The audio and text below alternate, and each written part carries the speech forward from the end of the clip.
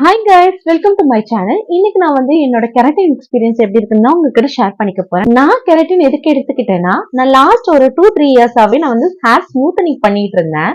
அதனால என்னோட ஹேர் பயங்கரமா ஃப்ரிஸ் ஆயிடுச்சு. அதனாலதான் நான் கெரட்டின் போலான்னு பிளான் பண்ணேன். பிகாஸ் எனக்கு ஹேரோட நேச்சர் டெக்ஸ்சரே இந்த மாதிரி ஒரு மாதிரி வேவியா இருக்கும். ஸோ ஸ்மூத்தனிங் பண்ணும்போது நம்மளோட ஹேர் ஸ்ட்ரைட்டனிங்கா இருக்கும், பிளஸ் ஸ்மூத்தனிங் லுக்கும் இருக்கும், ஷைனிங் லுக் இருக்கும். அதனால நான் ஒரு 3 இயர்ஸா ஸ்மூத்தனிங்டே பண்ணிட்டு இருந்தேன்.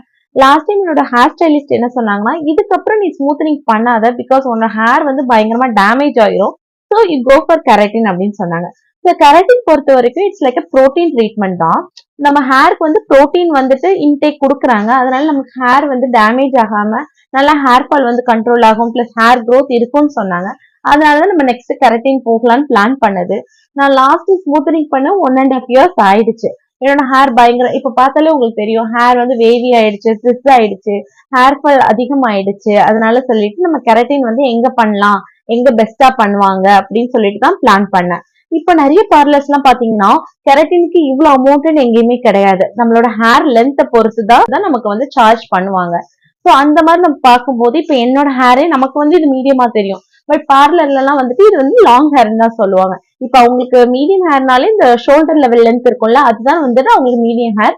அண்ட் ஷார்ட் ஹேர்னா டாம்பாய் கட் அந்த மாதிரிதான் ஷார்ட் ஹேர்னு சொல்லுவாங்க. சோ இந்த மாதிரி லாங் ஹேருக்கு பாத்தீங்கன்னா நீங்க ஒவ்வொரு பார்லருக்கும் அமௌண்ட் வேரி ஆகும், சார்ஜஸ் எல்லாம்.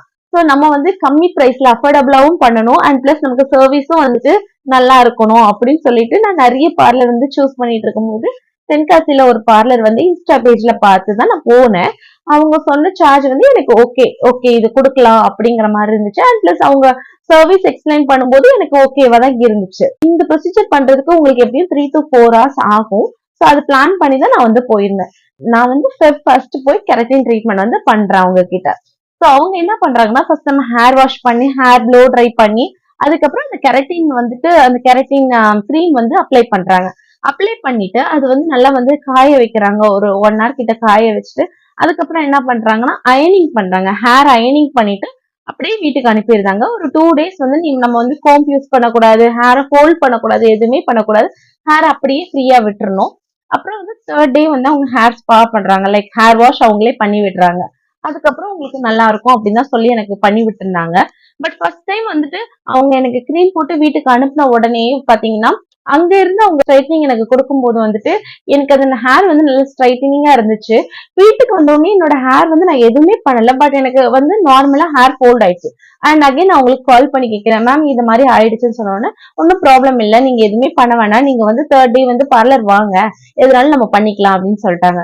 ஓகேன்னு சொல்லிட்டு 3rd day நான் போய் ஹேர் வாஷ் எல்லாம் பண்ணேன். எனக்கு பயங்கர அந்த ஃபோல்டிங்ஸ் அந்த மாதிரிதான் இருந்துச்சு. அப்ப அவங்க சொன்னாங்க, இதெல்லாம் ஒண்ணுமே இல்ல, நீங்க போங்க, 1 week கழிச்சு நம்ம பார்க்கலாம் உங்க ஹேர் எப்படி இருக்குன்னு சொன்னாங்க.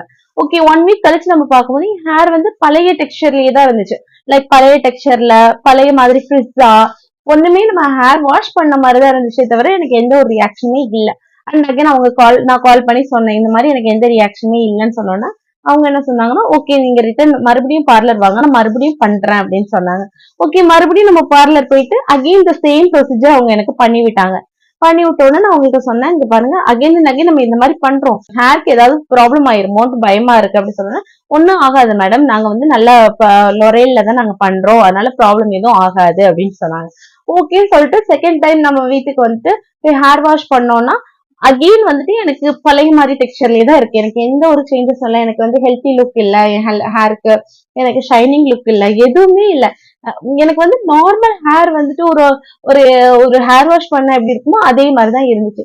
ஸோ உங்ககிட்ட நான் சொல்லிட்டேன், எனக்கு சாட்டிஸ்ஃபைடா இல்ல மேம் அப்படின்னு சொன்னாங்க. ஓகே, அவங்க என்ன சொன்னாங்கன்னா, ஒரு 1 month நீங்க வெயிட் பண்ணி பாருங்க, அதுக்கப்புறம் நம்ம பண்ணிக்கலாம், வேற எதுனாலும் நான் பண்ணி விடுறேன்னு சொன்னாங்க. சரி ஓகேன்னு சொல்லிட்டு ஒரு 2 weeks இந்த மாதிரி போச்சு. நான் அவங்கள கான்டாக்டே பண்ணல. அகெயின் அவங்க எனக்கு கான்டாக்ட் பண்ணாங்க. அவங்க என்ன சொன்னாங்கன்னா, ஆமா இந்த மாதிரி கெரட்டின் எங்க கிட்ட பண்ண வரவங்களுக்கு இந்த மாதிரிலாம் சில பேருக்கு நல்லா இருக்கு, சில பேருக்கு இந்த மாதிரி ஆயிருக்கு. எதுக்கு இந்த மாதிரி ஆயிருக்குன்னா, நீங்க உங்க ஹேரை 3 times 4 times ஸ்மூத்தனிங் பண்ணதுனால உங்க ஹேருக்கு ஒத்துக்கல கெரட்டின் அந்த மாதிரி சொன்னாங்க. அப்ப நான் என்ன சொன்னேன்னா, இது நீங்க நான் உங்ககிட்ட ஃபர்ஸ்டே ஹேரோட ஹிஸ்டரி சொல்லிட்டு தான் நான் பண்ண ஆரம்பிச்சேன். அப்ப நீங்க ஃபர்ஸ்டே அதை சொல்லியிருந்தீங்கன்னா நான் உங்ககிட்ட அந்த கெரட்டின் எடுத்திருக்க மாட்டேன். பிகாஸ் நம்ம மணி கொடுத்து உங்ககிட்ட இந்த மாதிரி ஒரு எக்ஸ்பீரியன்ஸ் எனக்கு வேண்டாம். அப்படின்னு சொன்னேன். அப்ப அவங்க என்ன சொன்னாங்கன்னா, கரெக்ட் தான் மேடம், நீங்க மறுபடியும் வாங்க, நான் வேற ஒரு ஸ்டைலிஸ்ட் வந்து அரேஞ்ச் பண்றேன். சோ அவங்க வந்து உங்களுக்கு வந்து ஸ்மூத்தனிங்கும் கொடுத்துட்டு இதுவும் கொடுப்பாங்க. சோ இது பேர் வந்து கேரா ஸ்மூத். கேரா ஸ்மூத் பண்ணா உங்க ஹேருக்கு வந்து கரெக்டா இருக்கும் மேடம். பிகாஸ் உங்களுக்கு கெரட்டின் ஒத்துக்கல. சோ ஸ்மூத்தனிங்கும் கெரட்டினும் சேர்த்து கேரா ஸ்மூத் வந்து உங்களுக்கு ஒத்துக்கும்னு சொன்னாங்க. சோ இதையும் நம்பி நான் வந்துட்டு தேர்ட் டைமும் போனேன். தேர்ட் டைம் போய் அவங்க வந்துட்டு ஒரு க்ரீம் அப்ளை பண்ணாங்க, அப்புறம் வாஷ் பண்ணாங்க, அகைன் கெரட்டின் க்ரீம் அப்ளை பண்ணி அந்த ஸ்ட்ரைட்டனிங் எல்லாம் பண்ணி இந்த தடவை கரெக்டா இருக்கும் மேடம் சொன்னாங்க. ஓகேன்னு சொல்லிட்டு 2 டேஸ் கழிச்சு வர சொன்னாங்க. 2 டேஸ் கழிச்சு எனக்கு வீட்லயே தெரிஞ்சிச்சு ஹேர் வந்துட்டு பழைய மாதிரி தான் இருக்குன்னு. உடனே அவங்க கால் பண்ணாங்க. நான் சொன்னேன், இந்த ஹேர் வந்து எனக்கு பழைய மாதிரி தான் இருக்கு, எனக்கு சாட்டிஸ்ஃபைடா இல்ல அப்படின்னு சொன்னோம். ஓ அப்படியா மேடம், ஐம் ரொம்ப சாரி மேடம், அப்ப நீங்க வீட்லயே ஹேர் வாஷ் பண்ணிருங்க அப்படின்னு சொல்லிட்டு அவ்வளவுதான்.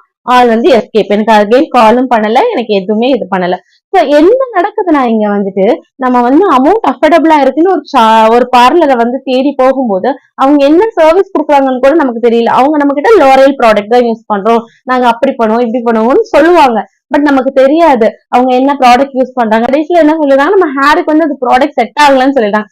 எனக்கு தெரியல, அது அவங்க ஃபர்ஸ்ட் நம்ம கிட்ட சொல்லிதான் நம்ம கிட்ட பண்ணோம்னா நம்ம வந்து ரிஸ்க் எடுக்கலாமா வேணாமான்னு நம்ம கொஞ்சம் யோசிப்போம் கரெக்டா.